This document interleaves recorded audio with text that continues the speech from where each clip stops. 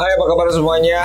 Welcome back to YouTube channel The Reva Journal. Langsung bareng saya, Reva Faruk, bahas passion belajar trading. Yap, namanya belajar tentu semuanya butuh waktu, butuh proses, right? Itu pasti, karena tidak ada di dunia ini yang namanya orang yang punya mental lemah karena pengen cepat, pengen jalan pintas. Bidang apapun, profesi apapun, termasuk menjadi seorang trader. Teman-teman, so ingat ya, waktu di episode 9 di situ kita sempat jelaskan tentang analisa fundamental, analisa teknikal, dan cara menggunakan secara sederhana. Kalau teman-teman belum nonton, ya udah coba aja cek nonton lagi episode 9 biar nggak ketinggalan. Karena hari ini kita nggak bahas hal yang sudah dibahas, tapi memperjelas secara spesifik untuk jadi bahan materi, bahan literasi buat teman-teman. Kali ini saya akan coba bahas jenis analisa pasar yang bisa dipelajari dan pemahaman-pemahaman yang sederhana. Kita sengaja jabarkan secara bertahap melalui episode The Reva Journal. Sebelum nonton lebih lanjut, jangan lupa subscribe, like, comment, share. Semoga konten ini berkembang.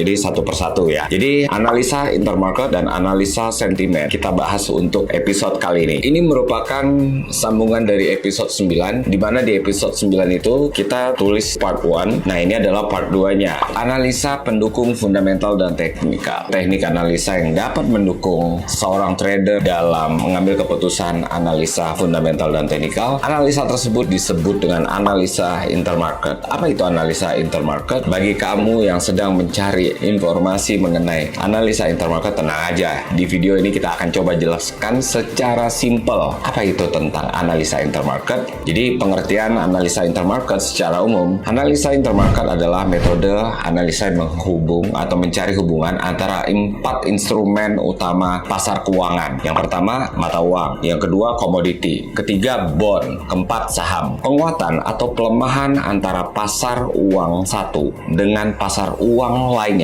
itu saling relate atau berhubungan, sehingga dengan analisa ini kita dapat memprediksi arah pergerakan pasar. Dengan kata lain, apabila terjadi pelemahan atau penguatan dalam salah satu instrumen, maka akan memberikan pengaruh terhadap instrumen lainnya. Hubungan indeks saham dengan mata uang dalam trading forex, indeks saham ini dapat dijadikan acuan untuk memprediksi pergerakan pasar. Hal ini dikarenakan untuk membeli saham suatu negara dibutuhkan mata uang negara tersebut. Contoh nih ya, US Dollar Index, teman-teman tahu, yang disingkat kode USDX atau DXY. Ini adalah angka indeks yang merefleksikan sekaligus merefleksikan mengukur kekuatan mata uang US dollar terhadap 6 mata uang lainnya. Beberapa contoh indeks saham di dunia menjadi indikator mata uang. Salah satunya the Dow Jones Industrial Average atau disingkat Dow Jones. Amerika Serikat punya ini. Terus the Standard and Poor 500. Kita buat bahasa Indonesia-nya, S&P 500, ini Amerika Serikat juga. National Association of Securities Dealer Automate Quotation, Nasdaq, Amerika Serikat juga punya ini. The Nikkei, Jepang. Kemudian ada DAX, Jerman. Lalu Dow Jones Euro Stock 50, ini kawasan Euro. Kemudian ada The Hang Seng, ya Hang Seng, Hong Kong. Lalu FTSE, ini UK. Hubungan bond dengan mata uang, bond juga merupakan indikator penting dalam mempengaruhi mata uang. Bond adalah investasi dengan menyetorkan atau memberi dana pinjaman kepada pemerintah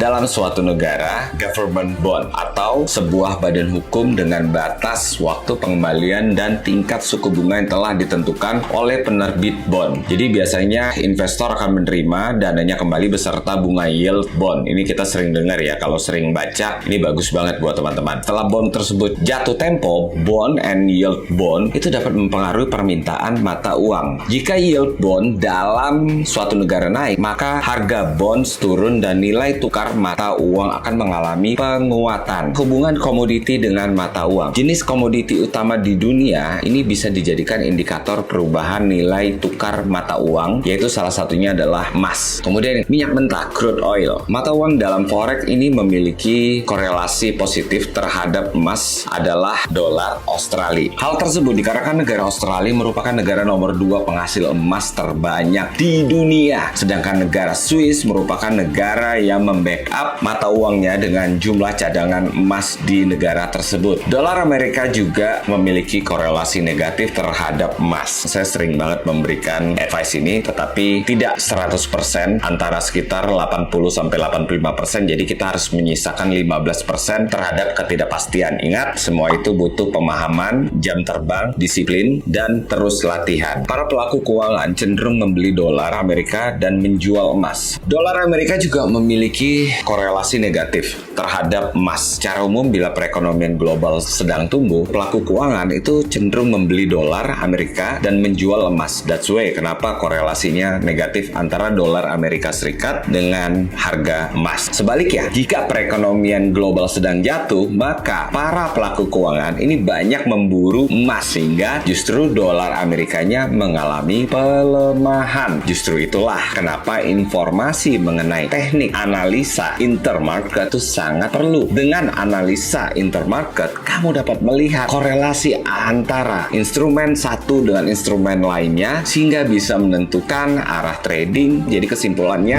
analisa intermarket dapat mendukung analisa fundamental dan teknikal sebagai konfirmasi. Ada lagi nih, analisa yang dapat membantu strategi kamu dalam melakukan transaksi atau trading. Analisa itu namanya analisa sentimen pasar. Analisa sentimen adalah salah satu analisa yang juga dapat mempengaruhi nilai tukar suatu mata uang. Jadi analisa sentimen adalah cara pandang seorang trader terhadap pasar, dan tentunya jumlah trader sangat banyak di seluruh dunia. Apabila diakumulasi cara pandang para trader ini memiliki kekuatan yang sama, maka potensi perubahan harga pada pasar itu akan semakin gede atau semakin besar. Sentimen pasar secara nggak langsung nih dapat dikatakan suatu kesepakatan bersama dari para trader untuk mengantisipasi pergerakan harga dalam suatu kondisi tertentu. Kesepakatan ini merupakan akumulasi dari berbagai faktor fundamental seperti rilis data ekonomi, berita global, dan faktor-faktor teknikal. Macam-macam sentimen pasar secara umum dibagi jadi 4 jenis, ya antara lain sentimen bullish. Sentimen bullish ini adalah akumulasi cara pandang para trader lebih banyak positif ya, dan optimis terhadap pasar, sehingga pasar juga memiliki demand yang positif karena rame melakukan pembelian dan otomatis bisa mendorong harga menjadi naik. Kemudian sentimen bearish. Sentimen bearish adalah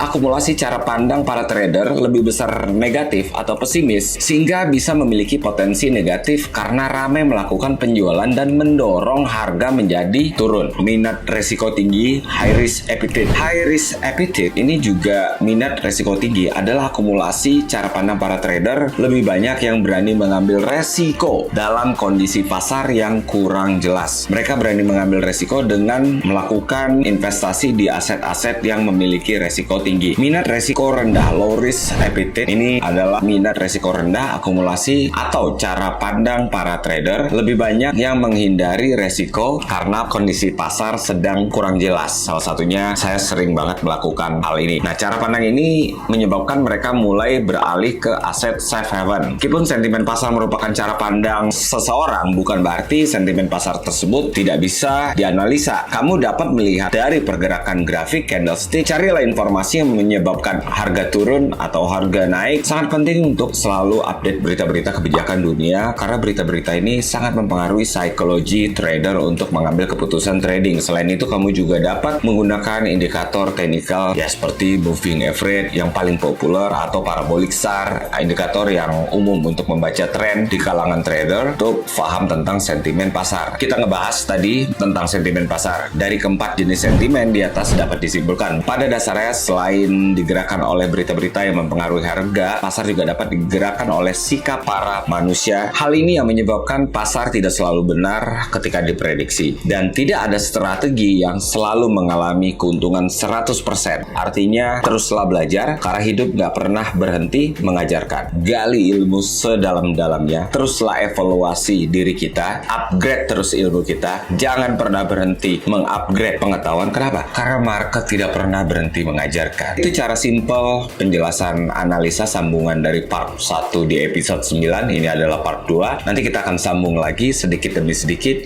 biar jadi tabungan tontonan untuk teman-teman. Semoga bermanfaat. Salam Salam cerdas. May Allah bless you all.